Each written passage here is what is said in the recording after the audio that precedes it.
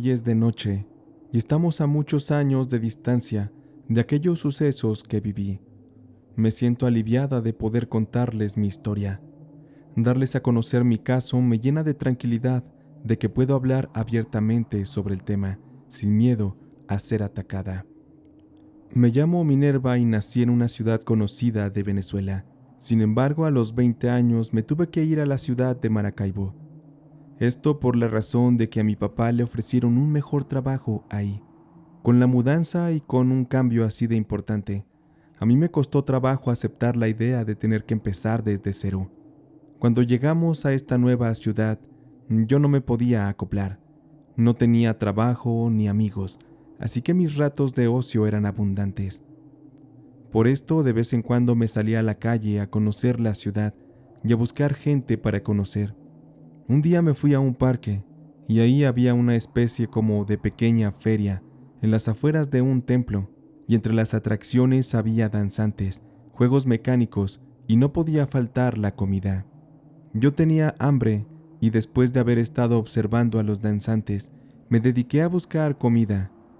Caminando entre la muchedumbre, recorrí el lugar hasta que encontré algo para poder comer. Por casualidad me senté a un lado de uno de los señores danzantes y noté que él me miraba mucho. Aquel hombre era alto, de piel morena, una cabellera larga que dejaba lucir muchas canas y tendría unos 45 años de edad.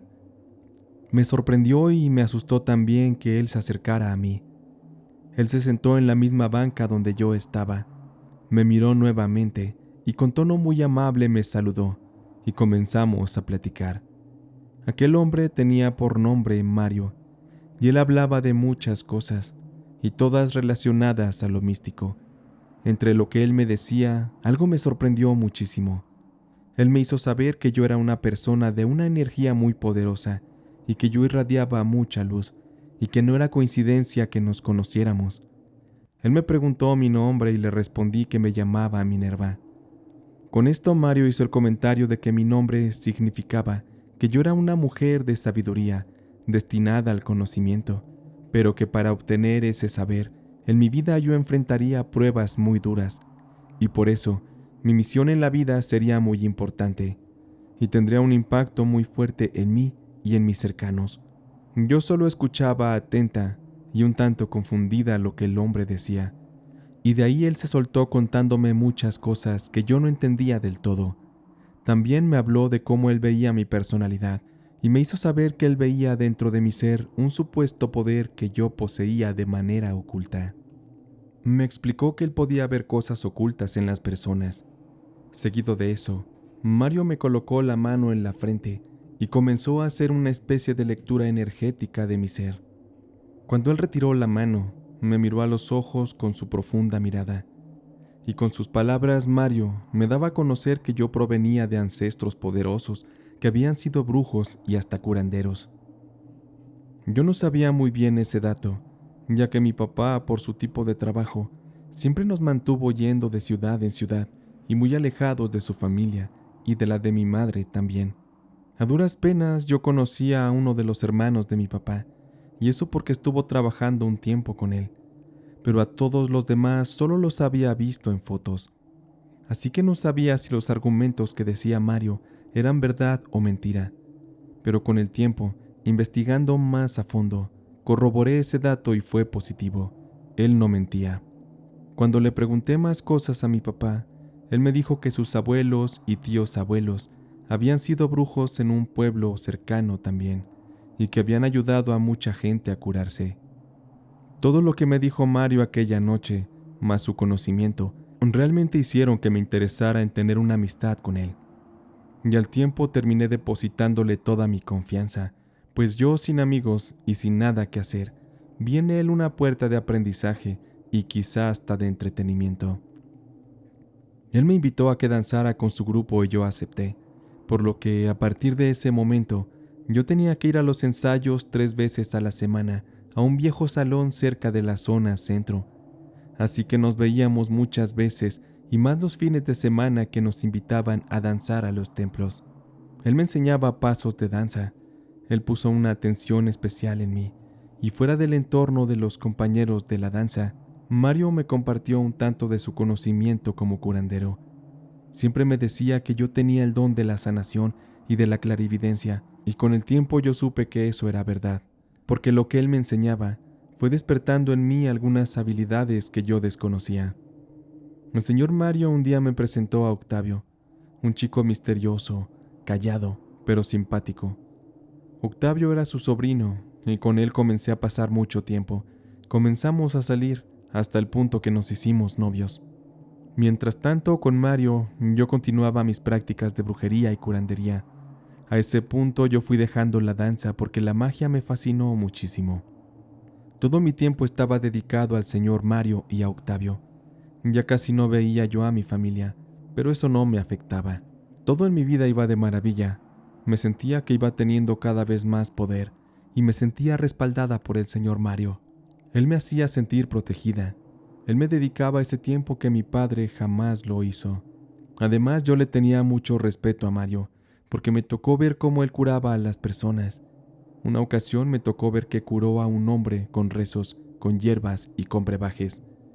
Supuestamente a aquel hombre le habían hecho un trabajo para matarlo, todo a causa de una envidia de una mujer de su misma familia. Aquella noche yo estaba impactada de ver un caso de curación de la vida real. Al pobre hombre le sacaron de la boca algo muy extraño, que parecía un hilo negro y largo. Sin embargo, resultaron ser cabellos de mujer. Con eso el señor Mario supo quién le había hecho el mal a aquel muchacho, y al preguntarle a este si quería regresar la magia a la mujer que lo atacó, este sin piedad dijo que sí. El señor Mario no dudó e hizo un trabajo con aquellos cabellos que el hombre expulsó de su estómago, y sin piedad rezó para que la persona que originó ese mal se le regresara multiplicado, no importando que eso le provocara la muerte. Ese detalle de acabar con la vida de alguien a petición de un consultante era un dilema que yo, pese a tener mi poder ya despierto, aún no me sentía preparada para llevar a cabo. Cargar en la conciencia un muertito, no sabría cómo me podría hacer sentir cuando fuera real. Un mes después de la sesión con aquel hombre, el señor Mario me dio a conocer que una cuñada de aquel consultante al que habían curado, de pronto fue enfermando y en menos de una semana perdió la vida en condiciones terribles. Con eso el señor Mario me diría que la brujería no es algo para jugar y que me fuera mentalizando para lidiar con esas cosas. Yo aún así seguía firme ante mi vocación. Sabía que en el camino iría perdiendo todos los miedos. Por otra parte, había algo muy extraño en el señor Mario. Él siempre que iniciábamos con mis clases de brujería, al inicio y al término, siempre hacía oraciones en un idioma que para mí era desconocido. Y cuando yo le pregunté que qué significaba lo que él hablaba, él simplemente me dijo que yo no estaba lista aún para saberlo, pero que algún día lo sabría. Sin embargo, como mencioné, Mario tenía toda mi confianza y nunca dudaba de él, y jamás me pasó por la cabeza que él estaría haciendo dichos rezos para hacerme daño. A partir de ahí, mientras avanzaban las clases o prácticas con Mario, yo notaba que si yo soñaba algo, a los días siguientes mis sueños se hacían realidad. Un día soñé que un camión caía a un barranco con muchas personas adentro. Aquel era un accidente muy trágico en el que morían muchas personas. Yo veía los cuerpos de mujeres, de niños, completamente sin vida y regados por la tierra, y también veía a los paramédicos tratando de salvarlos.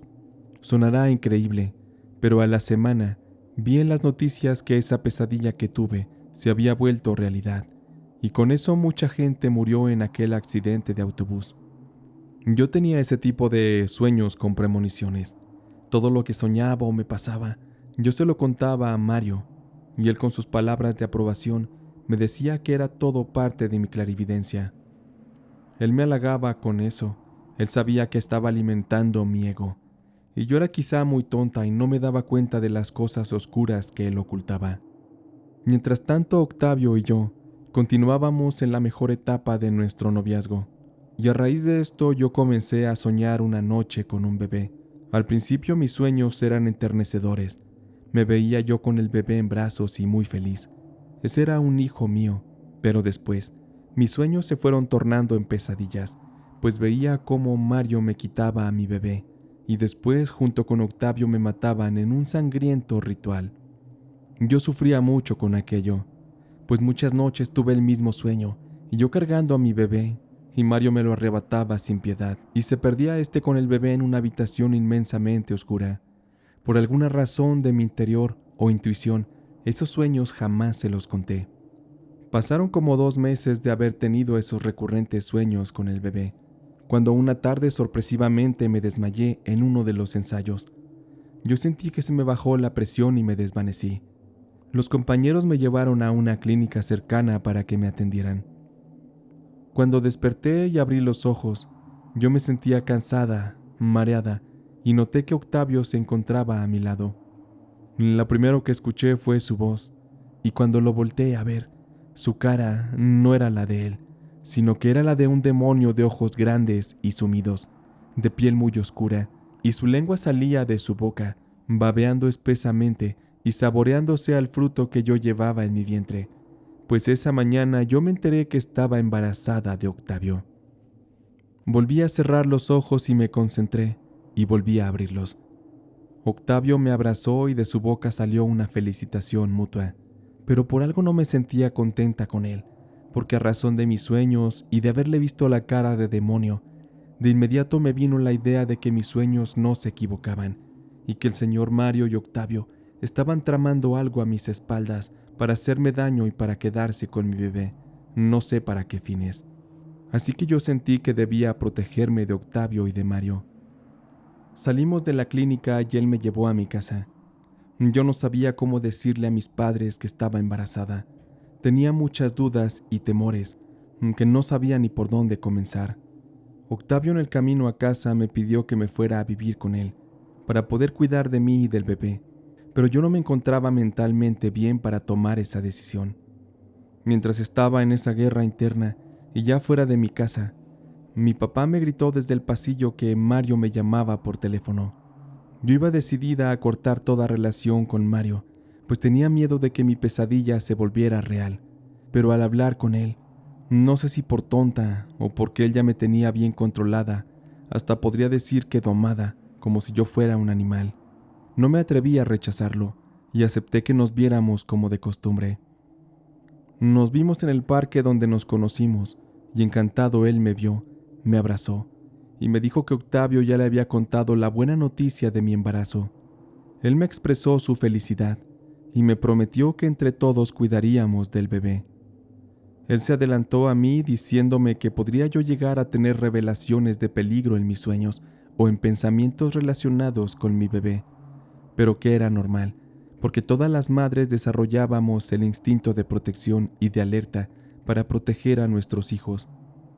Él con sus palabras me fue envolviendo y le creí lo suficiente como para calmarme por unos días, tiempo en el que me dejó descansar para luego buscarme y pedirme ayuda para que sanáramos juntos a algunas personas que le habían sacado cita. Él me dijo que por mi condición de embarazo, mis poderes serían más agudos y eso podría ser bueno para ayudar a sanar gente con problemas más profundos. Sin embargo, antes de hacerlo, él quería llevarme con una curandera de la sierra para que nos diera una bendición, para que me hicieran una limpia y me dieran mis amuletos de protección, porque de ahora en adelante entraríamos en casos mucho más fuertes y lo mejor era estar bien protegidos. Ese fin de semana nos fuimos a la sierra para buscar a la curandera.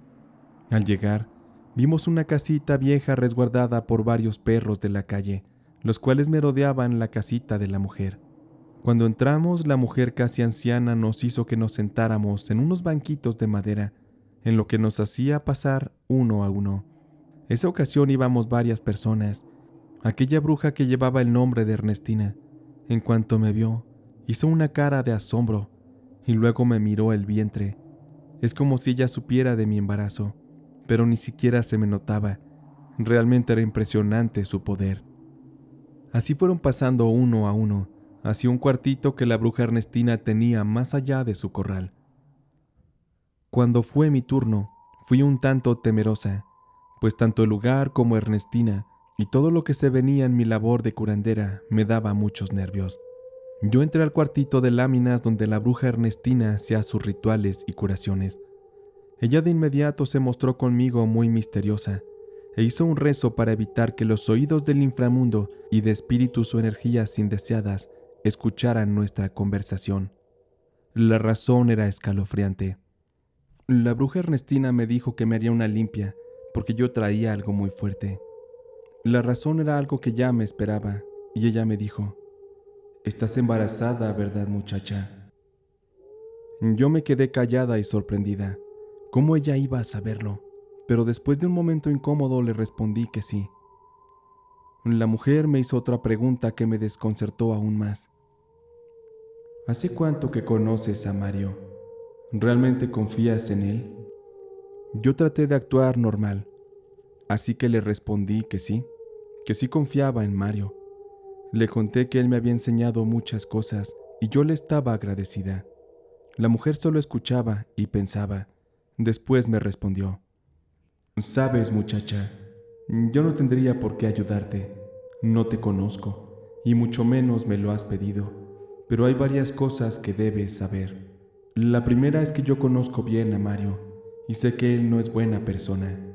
En el fondo, él es un maestro del engaño, y él quiere algo de ti. Él quiere a tu bebé. Veo que tienes también un gran poder. Quiero saber si has tenido pesadillas últimamente o algún aviso de que Mario y tu pareja representan un peligro para ti. Si así es, deberías hacer caso de tu intuición. Otra cosa es que Mario me parece repugnante. Entre los curanderos de estas regiones nadie lo queremos.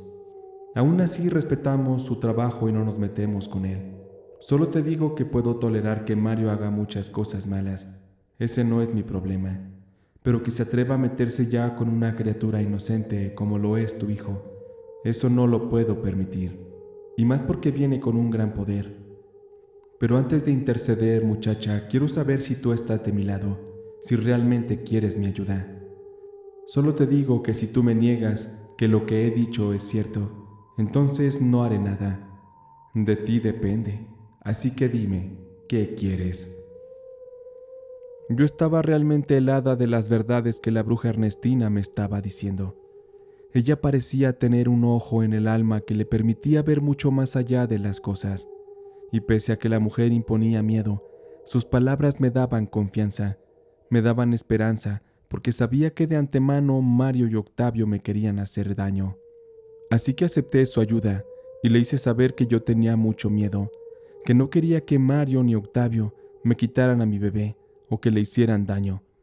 La mujer me respondió que todo estaría bien, que sería difícil, pero si yo ponía de mi parte lo lograríamos. Ella me pidió que siguiera cerca de ellos, porque Mario me había estado trabajando con brujería para que yo estuviera sumisa ante él, y Octavio también estaba enterado de eso. Ernestina me dijo que todo estaba planeado desde el principio, y Octavio solo me había conquistado para embarazarme, todo a petición de Mario, pues sabían que si yo tenía un bebé, este sería muy poderoso. Ellos querían sacrificarlo para con su sangre bañarse y poder obtener ese poder. Esa era la idea que Mario y Octavio tenían. Era horrible, una idea de lo más bajo como personas. Ellos habían estado actuando de manera muy natural. Yo jamás hubiera imaginado tales aberraciones tan perturbadoras en contra mía y de mi hijo. También Ernestina me dijo que Mario me seguiría trabajando, así que yo debía tener mucho cuidado y debía irme alejando poco a poco de ellos. No de golpe, porque si yo quería salir de la situación, yo debía también atacarlos. La bruja Ernestina me dio una loción que yo debía ponerme cada vez que yo estuviera cerca de Octavio, sobre todo cuando tuviéramos intimidad. Y me dio unas gotas que debía ponerle en la bebida, esto para que él se fuera enamorando realmente de mí, porque pese a que él me había tomado cariño, en realidad solo me estaba usando junto con Mario para embarazarme y así quedarse con mi hijo. Por su parte, el señor Mario seguía trabajándome, pero Ernestina me daría un amuleto especial y me haría una limpia con la que me mantendría neutralizada de los poderes oscuros de Mario. Yo me retiré muy consternada por todo lo que estaba ocurriendo detrás de las intenciones de Mario. Él no se daría cuenta de todas las cosas que Ernestina me dijo, así que no me quedaba más que disimular muy bien mi actitud. Después de aquel día yo estuve acompañando al señor Mario y a Octavio a realizar algunas curaciones. Sin embargo, yo notaba que la actitud del señor Mario era cada vez más hostil conmigo, a razón de que Octavio cada vez era más cariñoso y amoroso conmigo. A este yo le estuve dando las gotas que la bruja Ernestina me dio, asimismo me ponía la loción. Yo lo estaba enamorando con brujería, pero no sabía realmente por qué era necesario hacerlo. Yo a veces dudaba de las peticiones de la bruja Ernestina, pero ella me pidió que confiara en ella. Pasadas varias semanas, yo comencé a apartarme un poco de Octavio y de Mario. Yo argumentaba algunos malestares de salud para así irme alejando un poco de ellos. Pero una noche, la cual recuerdo a flor de piel, las cosas cambiaron para siempre en mi vida. Yo ya tenía 8 meses de embarazo, y el señor Mario me pidió que lo acompañara a una última sesión de curación. Él llegó a mi casa y esa noche no había nadie. Él me rogó que lo acompañara, y ya después no me molestaría más, sino hasta después del nacimiento de mi hijo. Íbamos en su auto y Mario de un morral sacó un par de pequeños recipientes que contenían agua supuestamente bendita. Don Mario bebió uno y el otro me pidió que lo bebiera yo, porque eso supuestamente nos protegería del mal que encontraríamos en el lugar a donde íbamos a sanar a un anciano. Yo confié en él y lo bebí. Sin embargo, aquello no contenía agua bendita. En mi caso, contenía un somnífero que el señor Mario había usado para dormirme y para así facilitar el llevarme a un lugar oculto en una casa de un barrio marginado. Lo único que recuerdo es que me dormí en el auto y despertaba yo en ratos y veía al señor Mario caminando de un lado hacia otro desesperado. Él me había llevado a ese lugar para, con la ayuda de Octavio, por fin sacarme al bebé y llevárselo. Ellos planeaban dejarme morir en el olvido esa noche y desaparecer para siempre con mi hijo. Por mi condición yo no supe más de mí, hasta que desperté varias horas más tarde en la camilla de un hospital. Yo estaba siendo resguardada por 2 agentes de la policía, quienes me contaron todo lo que había ocurrido mientras yo estaba sedada por la droga que había ingerido. Resulta que Octavio jamás llegó esa noche al lugar. Él finalmente se arrepintió de ayudar a Mario a sacarme al bebé, así que mejor de manera anónima llamó a la policía para que fueran al lugar de los hechos a rescatarme. Con eso Octavio estaba traicionando la fe de Mario. De esa forma confirmé que Octavio se había enamorado de mí con la brujería de doña Ernestina, al grado que le dio la espalda a su tío y lo puso en el ojo del huracán. Esa noche el señor Mario escuchó que alguien tocaba a la puerta, haciendo el sonido contraseña que solo Octavio conocía. Por tanto, Mario se confió y abrió, no sabiendo que quien estaba detrás de la puerta serían los agentes de policía. Mario trató de defenderse y huir, atacando así a los policías con un machete. Al haber herido a un agente, estos tuvieron que responder a las agresiones y dispararon en múltiples ocasiones al cuerpo y a la cabeza de Mario. Fueron muchas las detonaciones, fue una muerte muy violenta y sangrienta, pero finalmente, a causa de eso, yo pude ser rescatada. Con eso terminaría la pesadilla que me tocó vivir con esas personas. Mi niño nació y ahora es un hombrecito casi adolescente. Al verlo cada día, no dudo ni un poco en el gran poder que se decía que tenía, pero a él no me gustaría meterlo al mundo de la brujería. Mi hijo nunca conoció a su padre Octavio, porque aquella noche de los sucesos comenzarían las búsquedas por parte de la policía y lograron arrestarlo antes de cruzar la frontera. Yo lo di por muerto ante mi hijo y después me enteré que dentro de la cárcel él realmente había fallecido en circunstancias extrañas que hasta la fecha la policía no supo esclarecer, pues estos encontraron el cuerpo sin vida de Octavio en su cama, con los brazos retorcidos y con una mueca de horror en su rostro. Yo creo que la brujería de doña Ernestina también tuvo que ver con su muerte. Así yo me alejé de todas esas cosas para dedicarme a vivir tranquilamente. Quiero lo mejor para mi hijo y ya no estoy dispuesta a confiar más que en mí misma para así sacar su vida adelante junto con la mía. Jamás dejaré que nadie nos haga daño, porque estoy dispuesta a acabar con quien sea, porque aún vive en mí una gran fuerza y aún es muy fuerte mi poder para hacer brujería.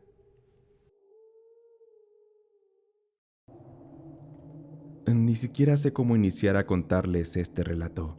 Para mí ha sido muy perturbador lo que me ha sucedido, y aunque en el fondo entiendo el origen de mi mal, me siento devastado de las consecuencias por todo el daño que también hice.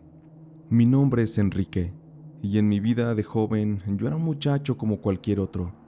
Yo nací y crecí en un barrio muy pobre acá en Panamá, donde la vida es muy dura, muchas carencias de todo tipo, sobre todo mucha hambruna. En aquellos ayeres que yo era joven, trabajaba en un mercado cargando bolsas de mercancía de clientes, pero eso no me dejaba lo suficiente para poder vivir. Yo no tuve estudios, así que apenas sabía leer y escribir, y como ustedes saben, con solo eso no se consigue un buen empleo. Cuando fui adolescente, me sentía acorralado, y lamentablemente los amigos con los que me juntaba eran unos malandros que se dedicaban a robar, y en ocasiones asaltaban a personas inocentes para quitarles sus pertenencias y de ahí sacar algo de dinero para comer. De verdad les juro que la situación en mi comunidad era demasiado precaria. No robábamos por malicia, sino porque necesitábamos sobrevivir. A mí no me complace para nada recordar los rostros de las personas a quienes amenacé con un cuchillo.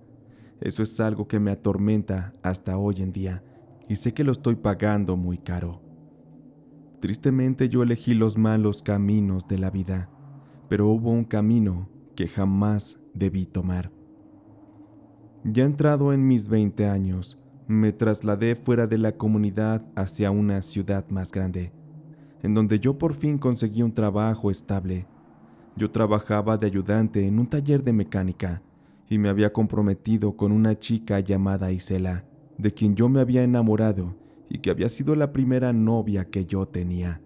Anteriormente yo pretendía varias mujeres, pero al no tener nada que ofrecer, ninguna me había dado el sí. Por eso estaba tan emocionado que incluso le propuse matrimonio a Isela y nos casamos al poco tiempo. Ella tenía también un trabajo, así que humildemente, juntos, pudimos sacar adelante una vida con lo más básico, pero felices. Aún así, muchos comprenderán que cuando llegan los hijos con el tiempo, si uno no está preparado con recursos económicos, las cosas se pueden complicar demasiado. Y en nuestro caso así fue. Cuando tuvimos a nuestro primer hijo, no contábamos que los gastos serían tan elevados: leche, pañales y gran cantidad de consultas médicas imprevistas que salían a costo muy alto. Isela y yo estuvimos pidiendo prestado dinero en todas partes y estábamos llenos de deudas. Ya no dormíamos por la preocupación, pero sabíamos que íbamos directo al declive. Acá de este lado del mundo es muy conocido que mucha gente hace brujería para todo tipo de fines. Yo particularmente no era creyente de eso, pero las circunstancias me orillaron a intentar probar ese tipo de soluciones. Yo había escuchado hablar de una mujer cuyo poder era conocido y también había sido comprobado por varios conocidos, así que decidí ir a buscarla para que me diera la solución a mis problemas. También recuerdo que le platiqué a mi esposa Isela de aquella mujer bruja, y ella me dijo que me apoyaba, pero que a ella le daban miedo esas cosas, así que ella no me acompañó. Aquella mujer me recibió en su casa. Ella era una mujer de unos 35 años, morena, de aspecto fuerte, muy masculina. Tenía una expresión fría en su rostro y un ojo de color miel y el otro verdoso. Ella llevaba puestas ropas de color negro. Eso me llevó a pensar de inmediato que ella no era alguien con quien se debería jugar, porque su magia seguro no sería magia blanca. La bruja me hizo entrar en una habitación oscura, repleta de velas por todas las paredes, las cuales alumbraban infinidad de estatuillas e imágenes de deidades desconocidas para mí. Además, el aroma a incienso era muy penetrante. Ella me pidió que tomara asiento en una silla, y delante de mí ella se sentó en otra silla tras su pequeño escritorio. Le expuse a la bruja mis problemas, y le dije que yo lo que quería era tener mucho dinero, ganar mucho para poder pagar lo que debía y además poder darle buena vida a mi mujer y a mi hijo bebé. La mujer, al escuchar eso, me pidió que le prestara mi mano, y con sus manos y sus uñas largas pintadas de negro, ella comenzó a indagar por las líneas de mis arrugadas y resecas manos. Yo sentía muchos nervios e incertidumbre. No tenía idea de en qué me estaba metiendo, pero recordar la magnitud de mis problemas me hizo permanecer dentro de aquella habitación. La mujer no me dijo nada, pero hizo unas muecas de que algo que vio no le agradó y me dijo: «Mira, Enrique, yo puedo ver tu vida. Las líneas de tus manos no me dicen eventos específicos o cosas que vayan a ocurrir.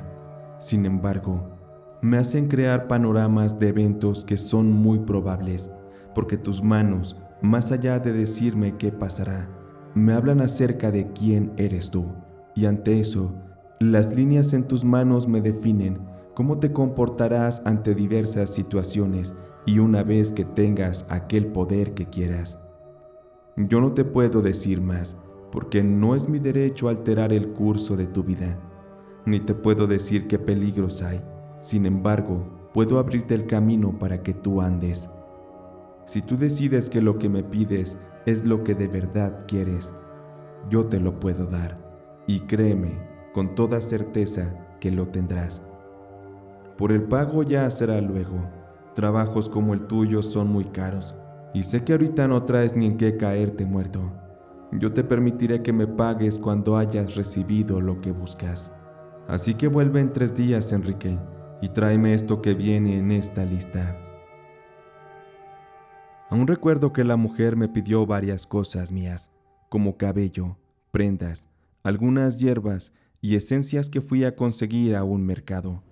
Además, me pidió que le llevara alguna medallita de metal, de preferencia de oro, pero si no tenía yo una, pero yo solo pude llevarle una medallita de metal convencional. El día pactado yo le llevé las cosas a la bruja, y ella me hizo que la esperara por cerca de 2 horas, mientras ella, muy concentrada, hacía esencias y rezaba a las energías que le ayudaban desde el más allá. Yo no tenía idea del problema en que me estaba metiendo. Al final la mujer tomó la medallita de metal y la puso dentro de la esencia.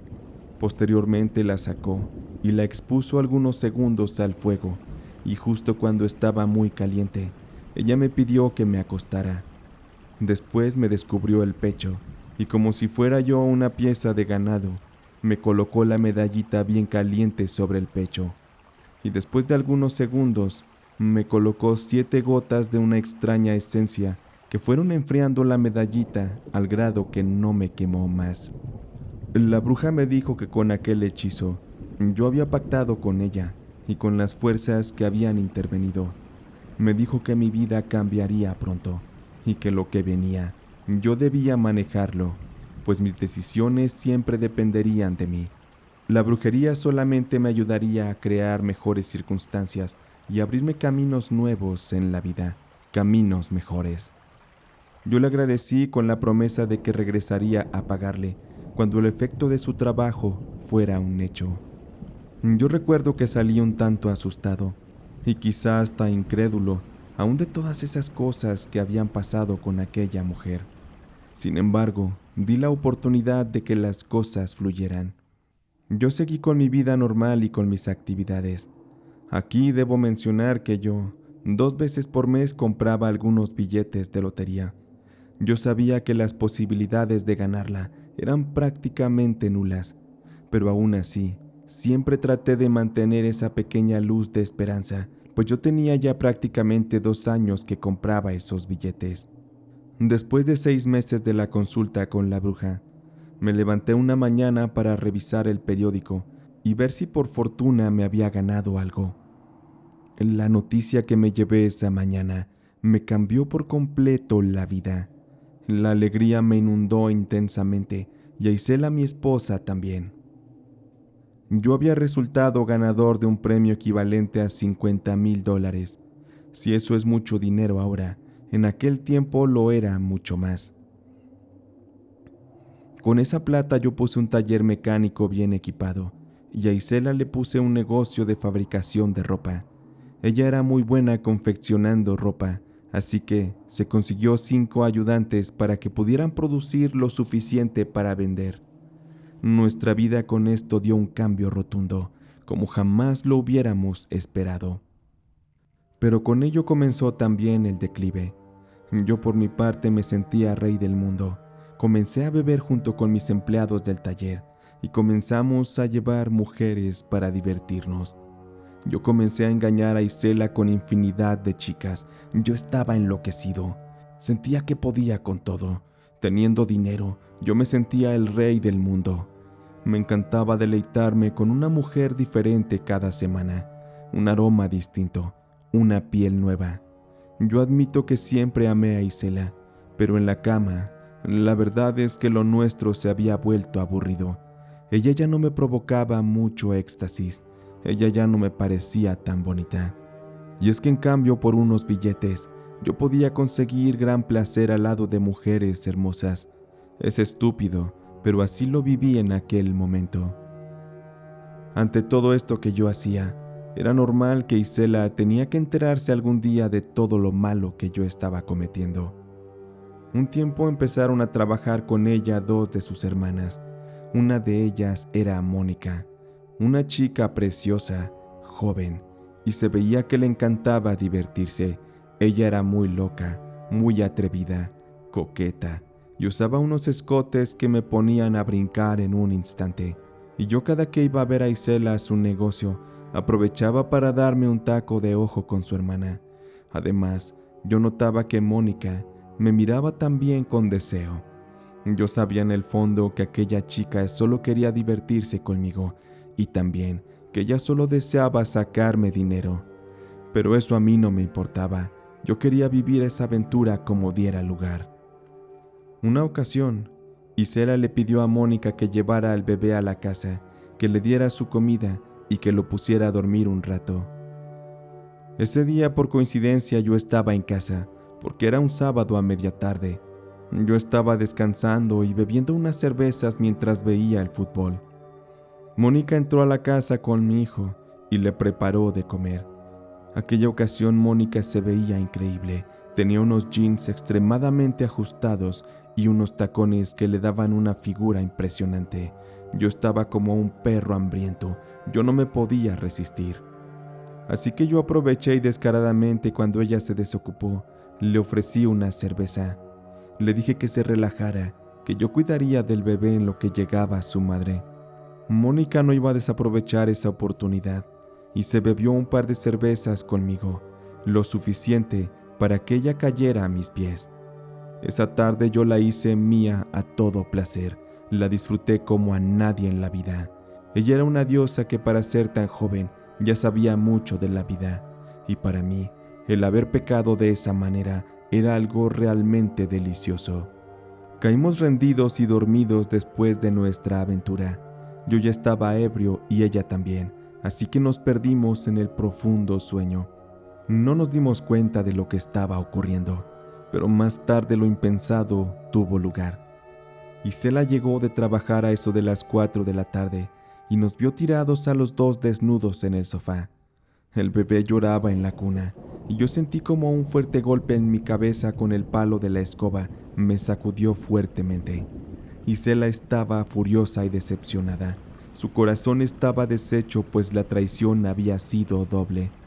Su hermana se levantó, se vistió rapidísimo y se fue corriendo a su casa.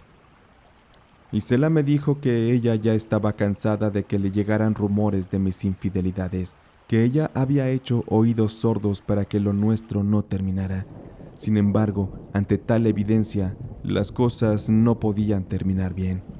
Ella lamentaba que las cosas tuvieran aquel fin, y me dijo que, si por obra de la brujería nos habíamos hecho de toda esa plata, ella prefería volver a la vida normal que teníamos, pero ahora lejos de mí.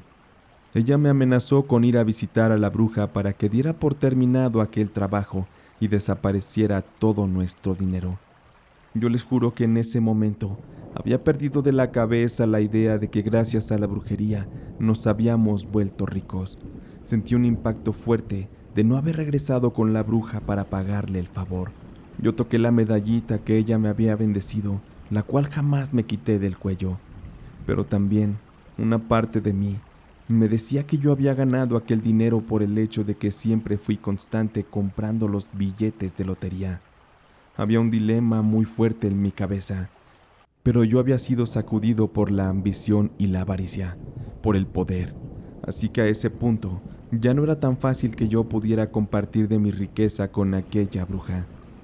Finalmente decidí no darle nada.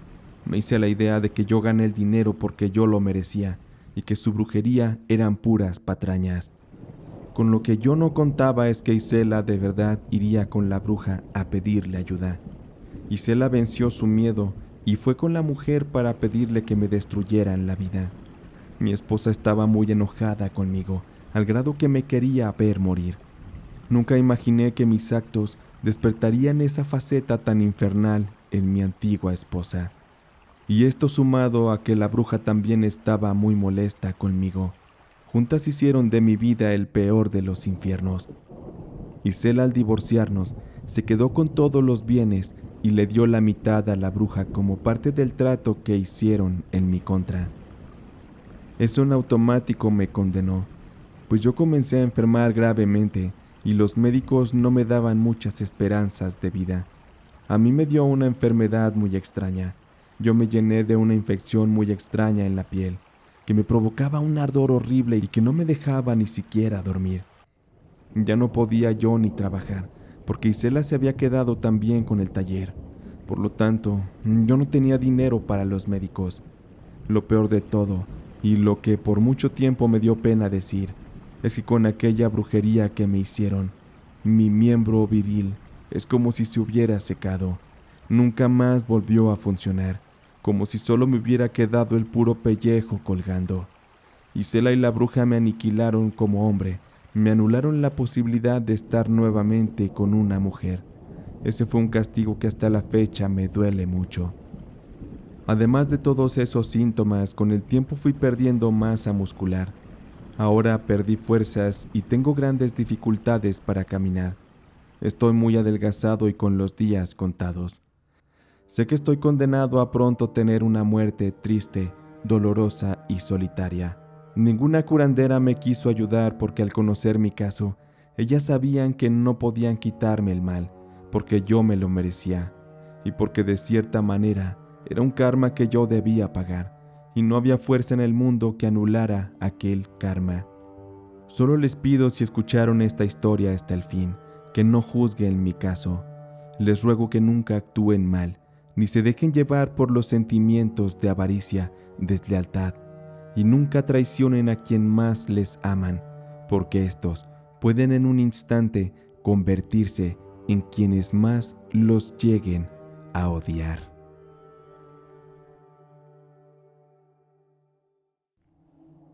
Mi nombre es Rosario, nombre al que le he hecho honor toda la vida.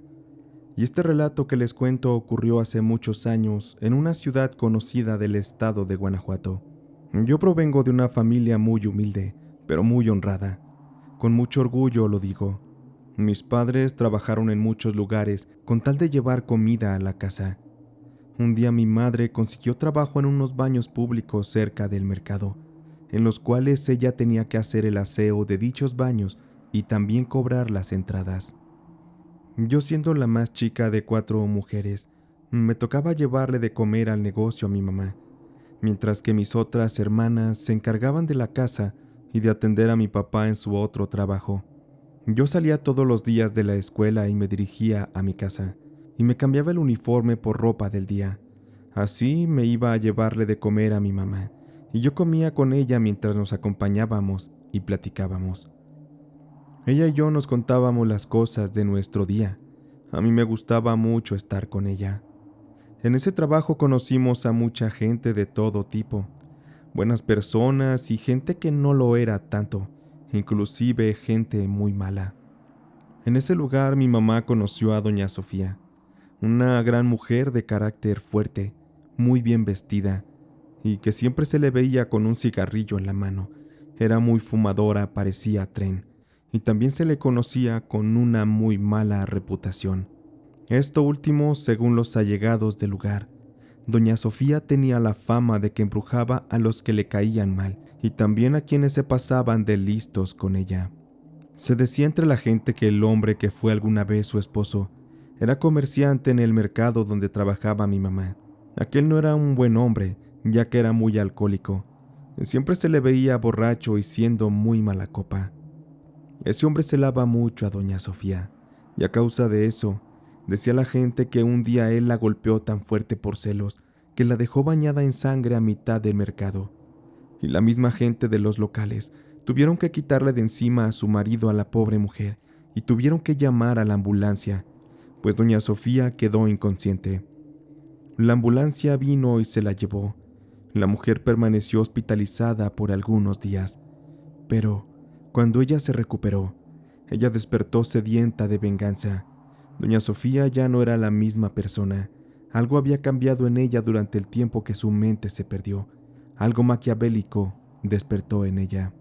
Y dicen que a partir de ahí comenzó a hacerle a la brujería. La primera víctima, evidentemente, iba a ser su propio esposo, al que le dio a beber toloache para traerlo bien amansadito. Dicen que aquel hombre cambió mucho y se volvió sumiso con doña Sofía, se volvió como un perro obediente. Pero después, con el tiempo, se fue quedando loco, hasta el punto que terminó yéndose de la casa para convertirse en un miserable vagabundo. Se dice que a doña Sofía se le pasó la mano con el toloache. Yo no sé si esas cosas sean reales, pero la mayoría le teme a doña Sofía, y muchas mujeres también la buscan para pedirle consejos de brujería. Sin embargo, para mi mamá y para mí ella es una muy buena señora y la queríamos mucho. Asimismo, ella también nos trataba muy bien y nos respetaba. Por otra parte, yo no tuve la misma suerte de conocer gente interesante, sino todo lo contrario. Me tocó conocer al desagradable de Marcos y de su familia. Ellos tenían su local por la calle del mercado, y mi pasada de todos los días tenía que ser precisamente por ese lugar. Yo siempre he llamado la atención de los hombres por tener senos grandes. Algunos me admiran y me gritan piropos, pero en sí la mayoría son groseros y hasta abusivos. Marcos y su familia se suman a aquellos a los que me agredieron verbalmente y me hicieron sentir mal, al grado de provocarme odiar mi propio cuerpo. Marcos comenzó haciéndome sus desagradables piropos, pero después era algo más subido de tono, y un mal día al pasar yo por la calle, él estaba platicando con los vendedores de los otros locales, sobre todo con uno de los carniceros, y escuché cómo aquellos tipos murmuraban y le decían a Marcos: «¿A que no te atreves a tocar a la santurrona de Rosario?». Yo sentí mucho miedo porque antes de que pudiera correr, Marcos se me acercó y me pasó las manos por el frente de mi cuerpo. Para todos aquellos hombres, ver lo que Marcos me hacía fue un acto gracioso, pero para mí fue aterrador. De ahí en adelante él se sentía con el derecho ya de tocarme cuando yo pasaba. Y yo tenía miedo de caminar cerca de su local, pero ese era el camino más corto, así que opté por contarles a todos en mi casa lo que estaba pasando. A quien primero le pedí ayuda fue a mi mamá, pero ella solo me dijo que me cubriera más, porque así eran todos los hombres de cochinos. Después a mi papá le conté, pero él con todos los problemas que traía en la cabeza ni caso me hizo. Solo mi hermana la mayor fue la única que un día me encontró llorando, y le conté que justo un rato atrás Marcos me encontró en la calle y me dio unos pellizcos porque lo ignoré cuando él me estaba diciendo piropos. Mi hermana se enfureció muchísimo y salimos de la casa apresuradas. Ella fue a reclamarle a Marcos hasta su casa.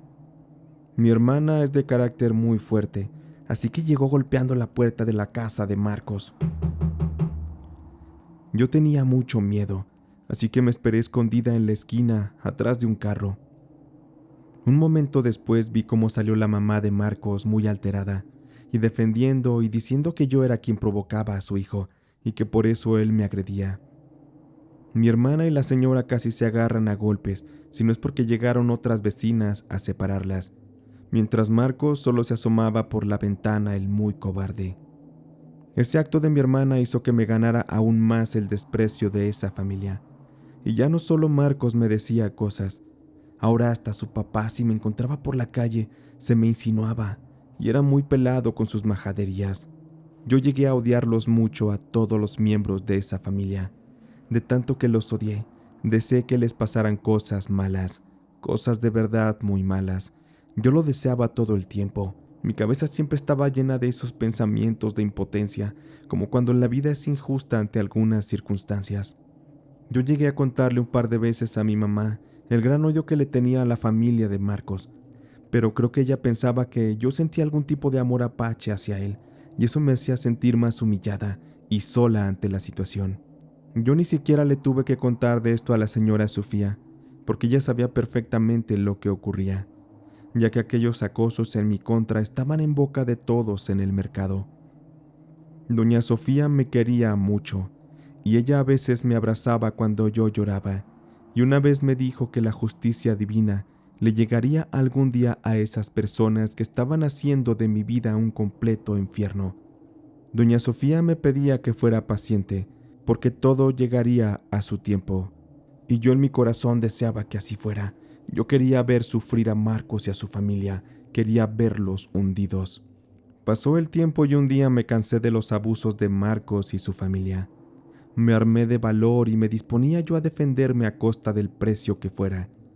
Ese día, al pasar caminando cerca del local de Marcos, escuché como un niño que jugaba sobre la banqueta le gritó a Marcos: «¡Hey, Marcos!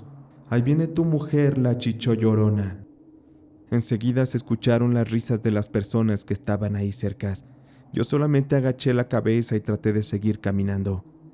Marcos salió enseguida de su local y se vino a toda velocidad hacia donde yo estaba, y cuando quiso tocarme para hacerse el gracioso enfrente de la gente, saqué de la bolsa de mandado donde llevaba la comida de mi mamá y la mía un martillo. Aquel era el martillo de mi papá. Fue la única herramienta que encontré en la casa para defenderme de los abusos de Marcos. Si por mí fuera, y ganas no me faltaban, con el martillo le hubiera dado en la cabeza hasta reventársela, pero dentro de mí sabía que no podía hacer eso, así que solo me limité a amenazarlo, y le grité todas las groserías que pude. Entre los gritos le dije que ojalá y se muriera. Yo tenía mucho coraje y se lo decía de verdad. Yo tenía mucho sentimiento, así que no medí mis palabras. Toda la gente me miraron sorprendidos, pues nunca me había defendido, y como dijo aquel chiquillo, solamente me iba llorando. Pero ese día me armé de valor y las cosas fueron distintas. Cuando saqué toda mi frustración en los gritos, me fui corriendo. No les di tiempo de que me dijeran algo. Pero después de ese día y al poco tiempo, empezaron a ocurrir cosas muy extrañas. Lamentablemente, ocurrieron algunas tragedias en la zona del mercado. Lo primero que pasó fue algo terrible. El carnicero amigo de Marcos, aquel que lo incitaba a que me dijera cosas, extrañamente sufrió un accidente en el molino de la carne. Se desconoce cómo, pero se le fue la mano y se le prensó, triturándole parte del brazo. En la escena había gritos de desesperación, sangre por todo el piso, y los restos del brazo del carnicero quedaron hechos carne molida. Los compañeros, como pudieron, le destrabaron la mano de la máquina y lo llevaron al hospital. Aquel hombre perdió el brazo en una lamentable y trágica escena que impactó a todos en el mercado. Pero ese no sería el único evento aterrador que ocurriría. No había pasado ni una semana siquiera de lo ocurrido con el carnicero, cuando el papá de Marcos dicen que estaba sentado como de costumbre en una banca de cemento que tenían afuera del local donde trabajaban. Él solía darse sus siestecitas sentado ahí después de comer. Y él, de estar dormido, no se dio cuenta que una camioneta cargada de mercancía para llevar al mercado venía a toda velocidad y aparentemente se quedó sin frenos. El chofer perdió el control de la camioneta, subiéndose a la banqueta y yéndose a impactar directamente sobre el cuerpo del papá de Marcos, que dormía plácidamente en aquella banca. El golpe fue tan fuerte que el señor quedó aplastado al instante, y la camioneta derribó parte del muro del local de Marcos, que estaba justo a espaldas del señor. La gente gritaba aterrada porque el cuerpo del papá de Marcos se le había desprendido la cabeza, y partes de su cuerpo estaban destrozadas y tiradas por el piso. Las señoras corrían tratando de no pisar los charcos de sangre, y le tapaban los ojos a sus hijos para que no presenciaran la horripilante escena. El suceso conmovió a todos, especialmente a la mamá de Marcos. Ella quedó devastada y no había nada que la consolara. A mí me impactó la muerte trágica, pero la verdad no sentí pesar por el señor, pues él también era muy grosero conmigo y yo sentía cierto alivio de que sus ofensas por fin terminaran.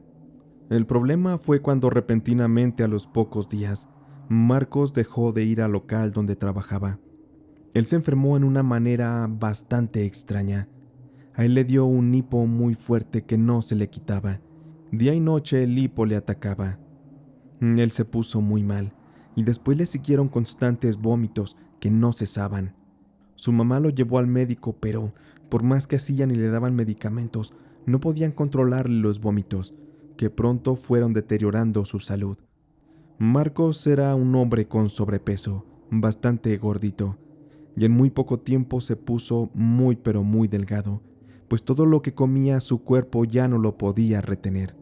Y uno de esos días estaba yo con mi mamá en el negocio de los baños públicos, cuando llegó muy enojada la mamá de Marcos y golpeaba la puerta de fierro que teníamos a la entrada.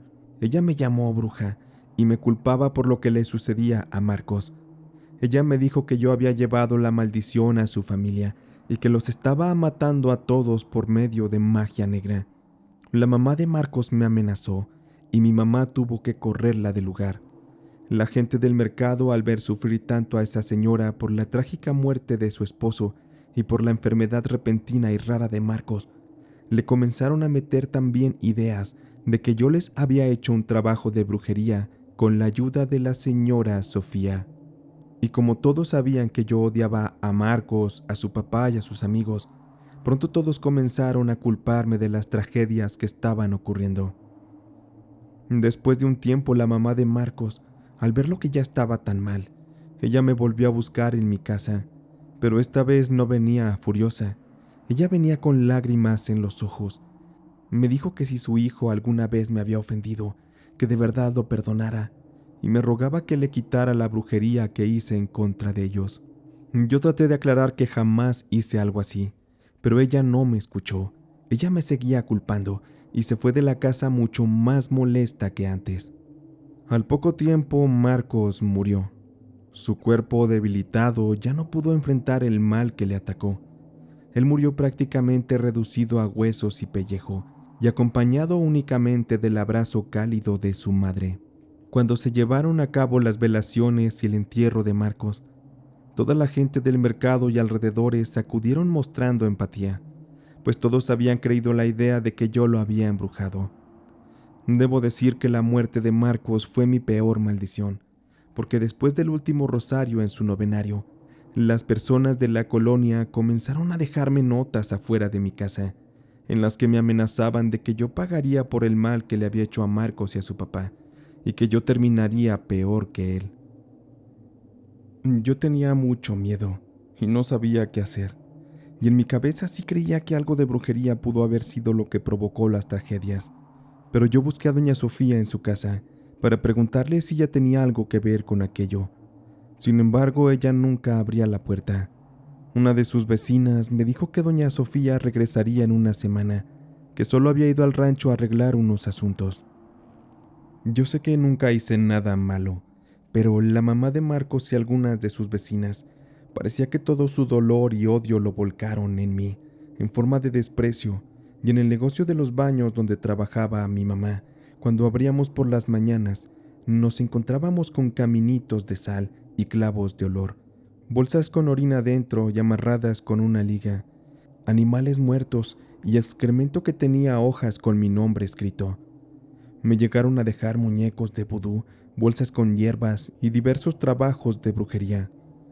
Por fortuna, la señora Sofía regresó, y al enterarse de todas las cosas que estaban ocurriendo, le aconsejó a mi madre que me comprara un gato negro, y además me dijo que no hiciéramos caso a las ofensas de la gente, que después se les olvidaría. Pero aún así yo necesitaba protegerme, así que doña Sofía, una vez que mi mamá consiguió el gato negro, se lo llevó, y no sabemos qué le habrá hecho en su casa, pero nos lo regresó con un collar rojo y un colgante muy extraño en forma de estrella o algo parecido. Doña Sofía me pidió que no me encariñara con el gato, porque de ser real que me estuvieran trabajando con magia negra, el animal absorbería el mal y moriría. El gatito anduvo varios días contento por la casa. Sin embargo, una mañana al despertarme, lo encontré tirado bajo el sofá, completamente tieso, muerto y con espuma en su boca. Aquello fue aterrador porque las palabras de doña Sofía fueron proféticas, y me dio mucho miedo que ese mal que la gente me había hecho un día de verdad me afectara o a mi mamá y nos hicieran daño. Lloré mucho por la muerte del gato, en verdad. Él no tenía la culpa, y en mi llanto también sentía que yo no tenía por qué estar pagando por la muerte de Marcos. Todo aquello era horrible. Si yo andaba por la calle, la mamá de Marcos o la gente me gritaban diciéndome que yo era una bruja, que me iba a morir. Incluso había quienes agarraban piedras del suelo y me las aventaban. El acoso, el miedo y el sentirme cada vez más agredida me hizo que me largara de la zona, pues las agresiones eran cada vez mayores. En mi familia teníamos una tía que vivía en el rancho, y mi mamá habló con ella para ver si me podía dar asilo mientras las cosas se calmaban. Mi tía, sin pensarlo, aceptó que yo fuera a vivir con ella, y así fue.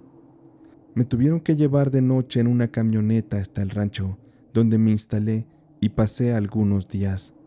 Sin embargo, no pasó mucho y comencé a tener pesadillas horribles. Yo soñaba que Marco se burlaba de mí, y en mis sueños lo veía siempre a un lado mío, pegado como una sombra, porque yo lo veía en forma de una presencia oscura a la que no le podía ver la cara, pero yo sabía que era Marcos porque su sonrisa burlesca era la misma.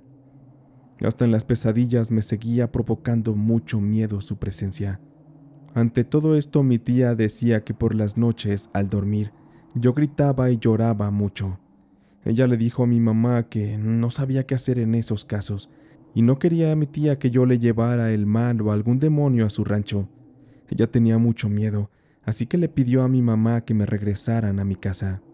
Fue tan desesperante no sentir que la situación tuviera una salida, una solución, y el hecho de que la gente siguiera molestándome era algo que yo ya no podía manejar, pues en cuanto regresé, comenzaron a poner brujerías afuera de mi casa. Y para mi mala suerte, doña Sofía también se fue a su rancho otra vez por un tiempo, en lo que se calmaban las aguas otra vez. Yo empecé a ponerme de pronto muy mal, comencé a perder peso y vomitaba mucho, casi toda la comida. Mi mamá ya no sabía qué hacer conmigo, no sabía ya si yo era víctima o si estaba pagando por algo que hice. Igual mi familia. Y yo empecé a notar que todos en mi casa comenzaron a creer que realmente yo tenía algo que ver con la desgracia de la familia de Marcos, y me pedían que si yo había actuado mal, pidiera perdón.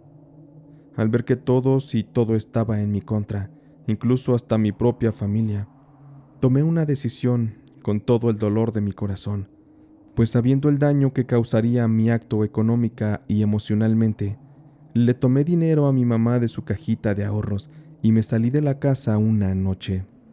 Yo tomé el primer autobús que me llevó hasta la ciudad de Silao, y al llegar, yo no sabía para dónde ir, pero vi que había un mercado grande, y en cuanto llegué me puse a pedir trabajo, cargando bolsas de mandado entre otras talachitas, barriendo los pasillos y hasta lavando carros.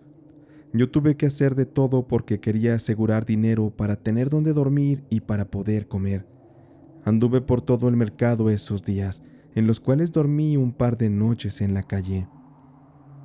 Uno de esos días, una señora que vendía flores dentro de ese mercado, la cual se llamaba Petra, ella me miró y me habló. Ya era una mujer grande de edad y me preguntó mientras yo pasaba cerca de ella: ¿De quién huyes, mi niña? Y yo ya no pude hablar, me ganó el llanto, y no podía parar de llorar. Ella me dijo sin saber, sin conocerme: si tú me dejas, mi niña, yo te voy a quitar al muerto que traes ahí pegado y que te está haciendo tanto daño. Yo nada más la miré a los ojos sintiéndome horrible y sola, pero la mujer me abrazó y me dijo: ay, mijita, lo traes bien pegado, pero no te preocupes, yo te lo voy a quitar, yo te voy a salvar, vas a estar bien. Yo me sentía muy bien de que Petra me abrazara, después de que hasta mi propia madre me dio la espalda. Sentir el amor noble de aquella viejita me hizo sentir muy bien, muy reconfortada, amada y protegida. Ese día me dediqué a ayudarle a barrer y recoger sus flores que vendía. Así la señora me dio asilo en su casa por esa noche. En cuanto entramos a su casita, ella prendió lumbre con unos leños en la parte de atrás donde tenía un corralito. Yo la esperaba limpiando la mesa y un poco de la casa. Hasta donde yo estaba me llegaba el aroma del humito y de algo que parecía ser un tecito. La señora se me acercó con su paso lento y en sus manos tenía una taza. Ella agitaba una cuchara que hacía un sonido golpeteando las paredes de la taza de barro. Ella colocó ese té en mis manos y me lo hizo beber. Aún recuerdo que olía muy rico, pero estaba muy amargo y me dejaba una sensación extraña sobre la lengua. Su casa era muy pequeña, pero estaba llena de hierbas. Al parecer, ella era una especie de curandera. Pese a lo solitaria, la casita se sentía acogedora y me sentí por primera vez en mucho tiempo protegida. Doña Petra me miró mientras yo bebía el té y me dijo: «Yo curo con plantas, mijita. Dios me dio ese poder y siempre lo he usado para ayudar a la gente. Conmigo han venido todo tipo de personas y a nadie le cobro, porque Dios me dará mi recompensa cuando me toque irme del otro lado de la muerte». Aquella viejita era muy tierna. Ella me cuidó, me alimentó y me curó. Por las mañanas y todos los días me daba a beber ese té que sabía muy feo. La anciana Petra decía que por las noches era cuando ella podía hablar con los muertos, y de ese modo me pedía siempre que me acostara en el suelo y me ponía sal alrededor y me barría el cuerpo con hierbas y después prendía fuego al círculo de sal y se ponía a rezarme. La primera vez sí me dio miedo, porque yo tenía los ojos cerrados y ella gritaba con fuerza: «Pues, ¿qué quieres con ella, Marcos? Ella no tuvo la culpa de tu muerte y lo sabes, así que no te la vas a llevar». Eso fue lo único que escuché y después no recuerdo más. Dijo doña Petra que yo me desmayé y desperté hasta el siguiente día. Ella me contó que esa ocasión peleó mucho contra el muerto, porque el espíritu de Marcos me tenía mucho odio, y él quería irme matando lentamente y de una manera cruel. Al final Petra me dijo que logró desterrarlo de mí, y le creí, porque de hecho yo me sentía diferente. Me sentía con una energía especial que hacía mucho tiempo no sentía. Después de eso, Petra me dio un morral de protección, y me dijo que nunca me lo quitara para que nadie me hiciera daño. También me pidió que regresara con mi familia, porque ellos estaban muy preocupados por mí. Le di las gracias por ayudarme tanto sin conocerme. Ni con mi vida podría pagar todo lo que ella hizo por mí. Doña Petra me miró y solo me dijo: «Así tenía que ser, mijita. No me debes nada. Cuídate y siempre haz el bien». Yo volví a casa donde me esperaba mi madre con lágrimas en los ojos. La familia de Marcos y los vecinos por un breve de tiempo me siguieron agrediendo, pero después se les olvidó, y yo pude vivir tranquila. Además, pese a que un par de ocasiones me volvieron a dejar brujerías en la puerta de la casa, yo ya no volvía a presentar síntomas extraños o dolores de cabeza tan fuertes, mucho menos los vómitos. Ahora estaba protegida por la magia de Petra. Y de doña Sofía, ella había regresado a su casa mientras yo estaba en Silao. Y ella platicando con mi madre, ella misma le confesó que embrujó a Marcos y a su familia para que estos dejaran de molestarme. Ella le pidió disculpas a mi madre, porque a causa de entrometerse en lo que no le importaba, terminó destruyendo aquella familia y yo terminé huyendo de mi casa. Mi madre, muy molesta, la culpó de todo y la corrió de la casa. A doña Sofía, quien estaba muy apenada, no le quedó más que irse. Yo sé que ella intentó ayudarme y se lo agradezco mucho. Ella sí se atrevió a defenderme a su manera, y aunque sus actos también me afectaron mucho, yo después de tiempo fui hasta su rancho cuando me enteré que ella estaba en su lecho de muerte. Yo le seguía guardando el mismo cariño de siempre, porque también me cuidó como si fuera su hija, y me quitó de encima a Marcos y a sus amigos. Al ver a doña Sofía tirada en la cama, Con mi mano le sequé la última lágrima que corrió de su mejilla, justo cuando ella hizo su último aliento de vida. Con eso terminaba ese oscuro capítulo que nos tocó vivir juntas. Años después yo hice mi vida, me casé y me fui a vivir muy lejos de todos. Yo necesitaba alejarme de todo mi pasado y empezar de nuevo. No olvido lo que pasó, fue una época muy dura, donde conocí quiénes eran las verdaderas personas que valían la pena en mi vida. Doña Sofía, doña Petrita, que en paz descansen. Siempre les estaré muy agradecida por ayudarme a salvar mi vida cuando los demás, incluso mi familia, me dieron la espalda.